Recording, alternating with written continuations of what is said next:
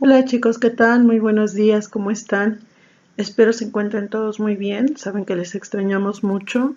Ya llevamos mucho tiempo sin vernos, pero pues desde la distancia les envío mis mejores deseos y pues espero todos estemos muy bien. El día de hoy les doy la más cordial bienvenida. El tema de la semana es el gobierno de Carlos Salinas de Gortari. Comenzamos.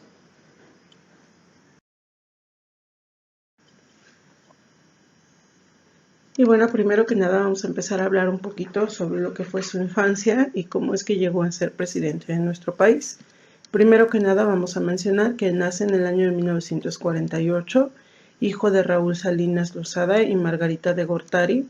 Él fue el segundo hijo de este matrimonio y una parte de su vida se menciona que cuando él y su hermano tenían 5 y 3 años, son acusados de la muerte de una trabajadora doméstica. Eran unos niños jugando con un rifle, sin querer se dispara y la trabajadora muere. Desde muy pequeños a ellos ya se les veía un futuro prometedor en la política, dado que su padre, Raúl Salinas, fue secretario de Industria y Comercio durante el sexenio de Adolfo López Mateos y pues aspiraba a llegar a la presidencia de nuestro país, pero pues cuando se designa Díaz Ordaz como aspirante a la presidencia del país, pues acaba de alguna manera con las aspiraciones y los sueños de ser presidente del país. Y justamente su hijo mayor, Raúl Salinas, le dijo, no te preocupes papá, yo voy a ser presidente de nuestro país. Y él estudia, Carlos Salinas, en la Escuela Nacional Preparatoria.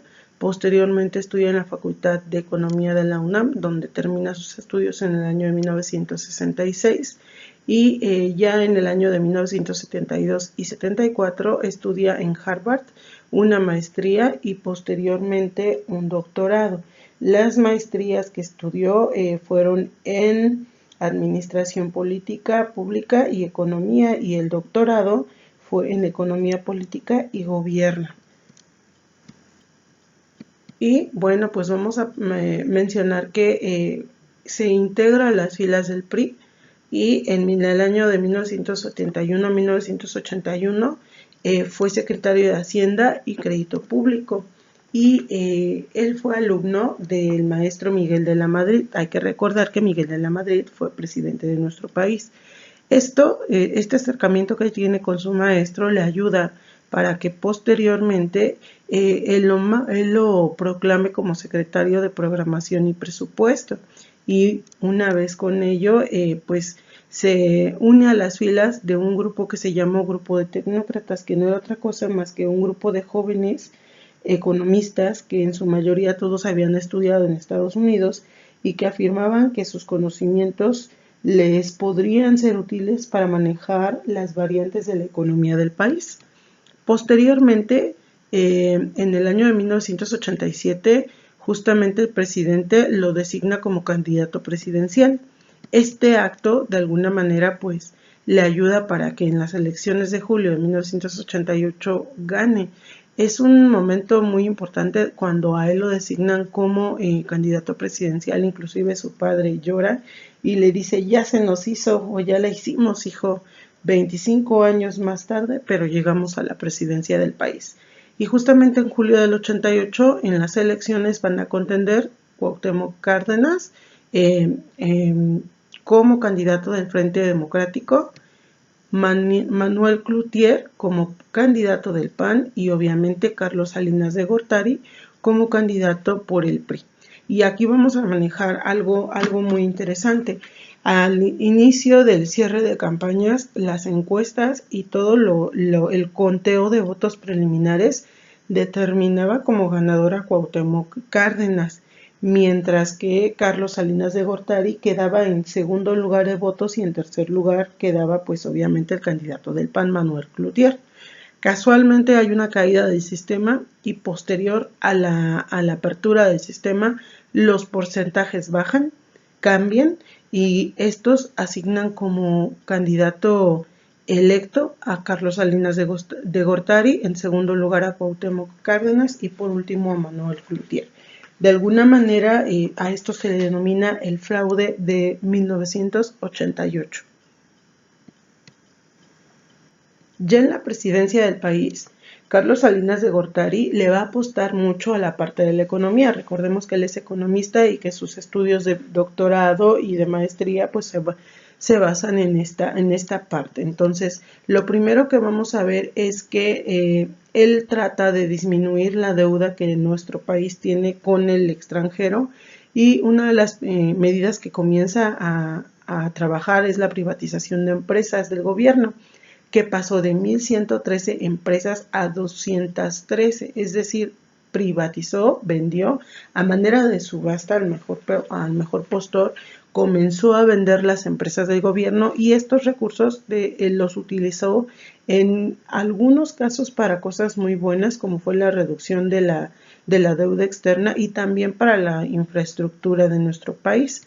Otra de las actividades que él hizo fue el modificar inclusive la constitución de nuestro país para disolver ejidos y también privatizarlos, y de alguna manera asegurar el que tuvieran extensiones de terreno más pequeñas y asegurar que las demás personas las poseyeran.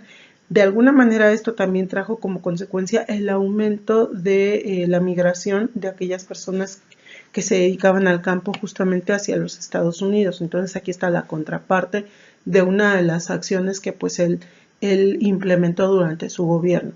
Otra de las actividades que también se le caracterizaron mucho fue la creación del PRONASOL, Programa Nacional de Solidaridad, o como comúnmente se le denominaba, Solidaridad. Solidaridad fue un programa que se encargó de apoyar y de brindar cierta estabilidad hacia pues las personas más marginadas y a comunidades rurales. Justamente a partir de este programa, él le destinó miles de millones de dólares para otorgarle créditos a las personas que estaban de alguna manera desprotegidos. Inclusive apoyó mucho al área de Chiapas. Este programa de alguna manera también le sirvió como una bandera y estandarte para que en el mundo le vieran como un país en el que se estaba brindando apoyos y se generaba cierto respaldo hacia las clases más populares. Y le dio mucha popularidad, inclusive muchos llegaron a pensar que podría ser considerado como un nuevo partido político dado el impulso que se le daba durante este sexenio. Otra de las actividades que también de alguna manera van a marcar este sexenio es en el año de 1992 se logra la firma de Tratado de Libre Comercio con los países del norte de América, de nuestro continente americano. De alguna manera muchos confirman que esto pues fue un acuerdo no muy bueno para México, dado que sabemos que puso a México a competir con países que tenían la infraestructura necesaria pues para vender y producir, mientras que en nuestro país sabemos muy claramente que no se ha contado y no se cuenta con la tecnología que otros países, que en este caso los países del norte, tenían. Pero para Carlos Salinas de Gortari fue un logro, dado que él afirmaba que pues con esto se abrían las puertas para el comercio internacional. Y como ya habíamos mencionado, la privatización de empresas ayudó hasta en cierto punto a pagar la deuda externa, la redujo, y esto pues de alguna manera ayudó para que nuestro país no se viera tan afectado. Redujo esta deuda mexicana de 107,000 a 80,000 millones de dólares. Y entonces tenemos aquí algunas de las medidas implementadas pues por el gobierno de Salinas de Gortari. Y bueno, pues ahora vamos a hablar sobre lo que pasó durante el gobierno de Salinas de Gortari. Con respecto al gobierno y a lo que sucedía con el PRI, tenemos una leve caída en cuanto a pues el interés que la gente tenía por el partido y sus seguidores.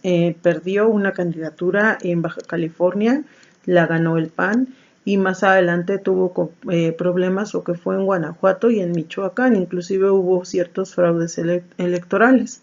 Otro de los problemas que sucedió fue el asesinato del cardenal Jesús Posadas Ocampo, quien fue asesinado pensando que era un líder de un cártel.